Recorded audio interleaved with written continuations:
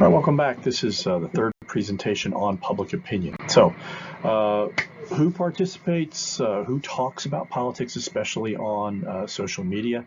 When you think about this, if you look at some of the things on this particular slide, people that encourage others to take issue on issues that are important, take action on issues that are important to them, take part in a group that shares an interest online, look for information about rallies and protests in the area. The consistent thing is that Democrats are more inclined to do those kinds of things. Now, I think that in recent years, especially over the last couple of years, especially people that want to do go to Trump rallies and things like that, that's probably ticked up a bit. But it does seem that Democrats are people and progressives are more inclined to use social media in a strategic way. Make of that what you will. Political leaders, this is an important thing to keep in mind. All governments and all political leaders try to manage their citizens' beliefs, even in democratic societies.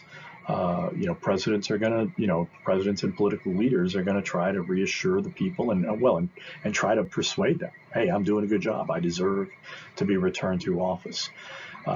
Importantly, as presidents have become more active and as the expectations have risen that presidents are these powerful people that can do things, oftentimes they struggle to appear to be controlling and in control of events, because presidents can't do everything. If you think about it, early in Obama's presidency, they had the Deepwater Horizon thing, and that there was a oil spill in the deep Gulf of Mexico.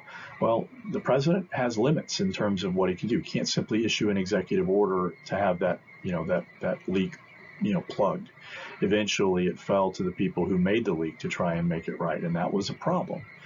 An important kind of transition point in terms of Americans projecting these expectations on presidents were Franklin Delano Roosevelt's fireside chats early in the Great Depression. And again, this was something that, radio was the dominant medium at that time. Roosevelt got on the air and just spoke in a very reassuring tone, saying, don't just pull your money out of banks because it's not really going to help you. And people listened, and so that helped. That had an enormously calming effect.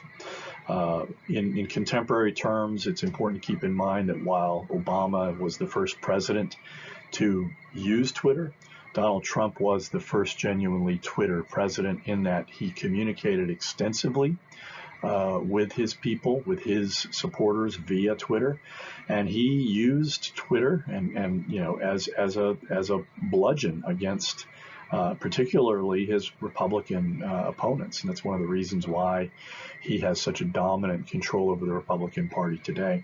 And likewise, Republicans have attacked certain public and private institutions as woke. The whole idea about wokeism, which is this argument that teachers and librarians are trying to indoctrinate students and children. That is, Ron DeSantis, the governor of Florida, his whole attempt to run for president in 2024 was predicated on this idea that he was this anti-woke figure. But he was not Donald Trump, and therefore he ended up losing.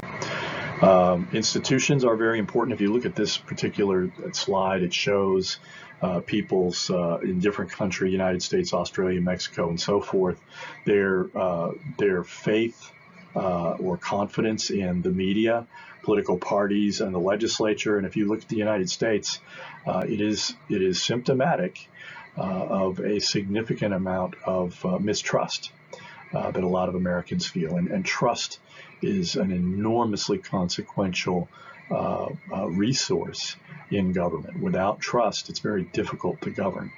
And so, you have to do things. You have to work to try and reestablish that sense of connection, that sense of mutual obligation to one another in order to govern effectively.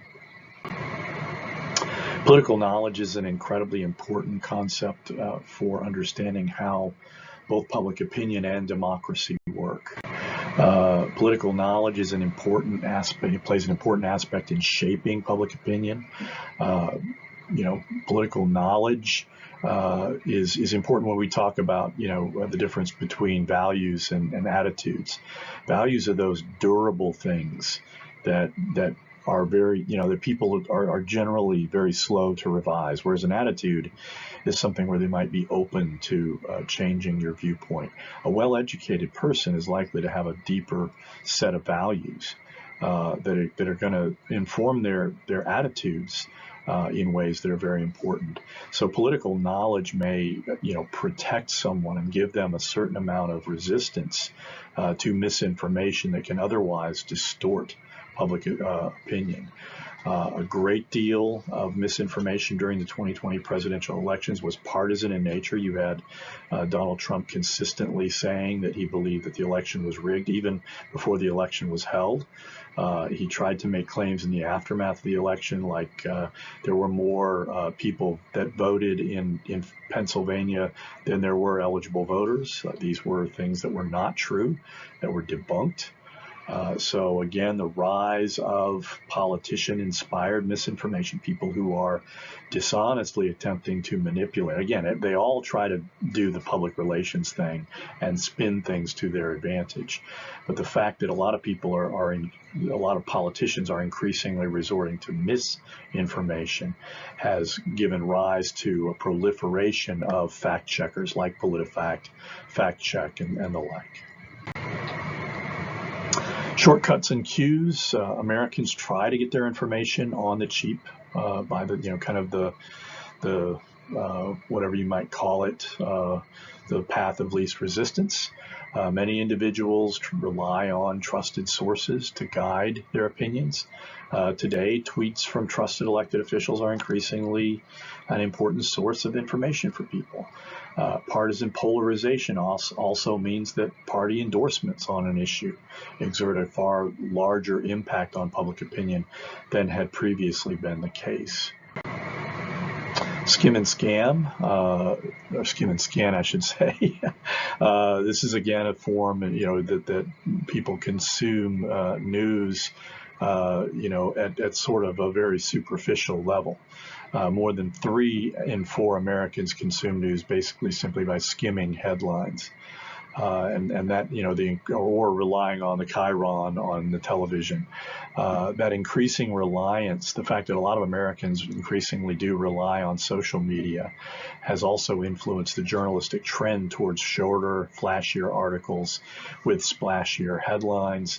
Increasingly, this is something that in media studies we call it infotainment, which is an intermingling of entertainment elements for what we might otherwise call clickbait. What are the costs to democracy? Again, high levels of political knowledge are essential for a healthy democracy, and low levels of political knowledge create real challenges. People with low levels of political knowledge are a lot easier to manipulate, and politicians know that.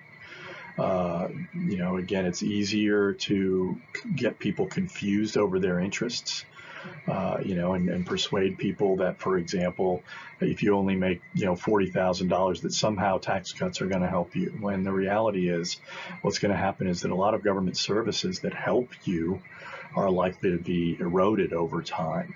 So if knowledge is power, then the lack of knowledge can contribute to growing political and economic inequality. And again, as more people accrue wealth, they can also accrue political power. Again, when you think about, in the text, they talk about the difference between the Bush administration's 2001 tax cuts and the Trump administration's 2017 tax cuts. In both instances, they were not going to benefit most Americans. They disproportionately went. The benefit went to the wealthy.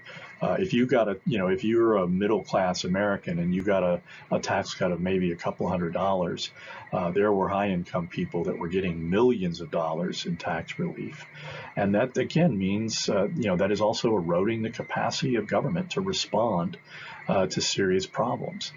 Likewise, again, the disjointed COVID-19 pandemic response was in many ways driven by the fact that a lot of Americans simply they weren't well informed, and they were easily stampeded by misinformation about the pandemic.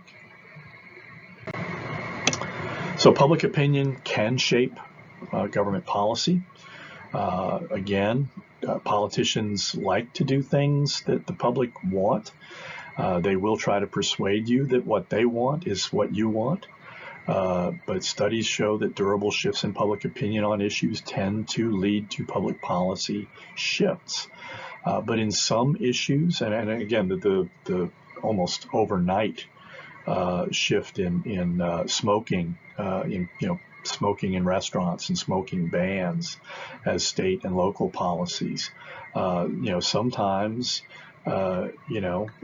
policies.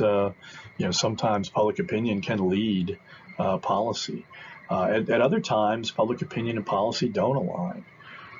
To illustrate the potential for misalignments, as a candidate, Donald Trump campaigned on a policy to build a wall and make Mexico pay for it, which was wildly popular with Republican base voters. But public opinion on building a solid wall along the southern border was never all that popular. 53% of Americans were opposed to building a wall for much of Trump's presidencies. And then the fact that a passionate minority reacted so strongly in favor of building a wall will, again, cause that issue to persist. And again, I can talk a great deal about the ecological and social costs of building a contiguous wall along the southern border. It's not going to solve our problems. There are political solutions that are more sustainable than building a wall. And I would say this: if Donald Trump succeeded in building a wall, people would come along campaigning for office saying that they would tear down that wall. That's simply goes without saying. In any event, this is the end of this presentation. When we come back, we will continue with our discussion of public opinion.